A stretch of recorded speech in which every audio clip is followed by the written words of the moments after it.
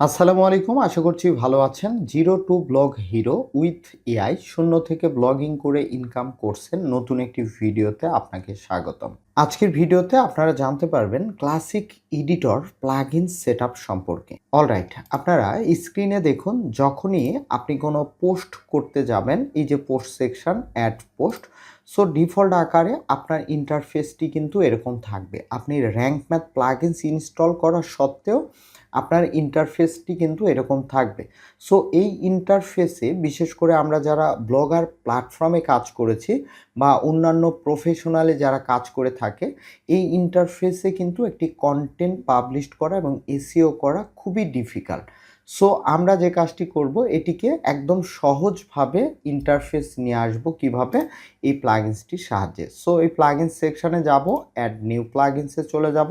এখানে যাওয়ার পর ক্লাসিক এডিটর, অলরাইট। সো এখানে ক্লাসিক এডিটর লিখে সার্চ করার সঙ্গে সঙ্গে ফার্স্ট পেজে, যেহেতু এটি বর্তমানে 9+ মিলিয়ন ওয়েবসাইটে এটি ব্যবহৃত হচ্ছে, সো আপনি বুঝতেই পারছেন যে এই প্লাগইনসটি ব্লগার ওয়েবসাইটের জন্য কি পরিমাণ প্রয়োজনীয়। সো আপনি যে কাজটি করবেন, এই প্লাগইনসটি ইনস্টল নাও। এখান থেকে অন্যান্য প্লাগইনসের মতো আমরা যেভাবে ইনস্টল করে থাকি এবং অ্যাক্টিভের উপরে ক্লিক করে আমরা যেভাবে অন্যান্য প্লাগইনসগুলি অ্যাক্টিভ করে থাকি, সেভাবে আপনারা অ্যাক্টিভ করে নেবেন।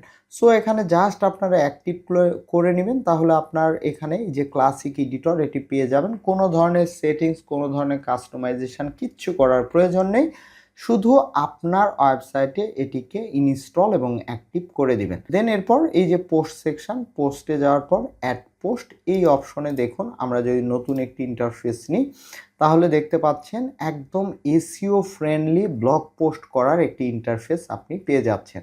অর্থাৎ এই যে এখান থেকে দেখুন ব্লগের টাইটেল, এখানে আপনারা ডেসক্রিপশান দিয়ে দিবেন, এখান থেকে H1 H2 H3 এই ধরনের হেডিং দিয়ে দিবেন, এখান থেকে ইন্টারনাল লিঙ্কগুলি আপনারা যুক্ত করবেন, সেন্টার পজিশন রয়েছে, এখানে নাম্বার পজিশন রয়েছে, প্রত্যেকটি ইন্টারফেস এখানে পাবেন। এবং র্যাঙ্ক ম্যাথ যেমনটি আমরা ইনস্টল করেছিলাম, র্যাঙ্ক ম্যাথের এখানে প্রত্যেকটি ফিচার, এই যে স্কিমাগুলি এখানে এভাবে পেয়ে যাবেন, স্কোরগুলি আপনারা এসইও স্কোর দেখতে পাবেন, স্কোরগুলি এখানে পেয়ে যাবেন।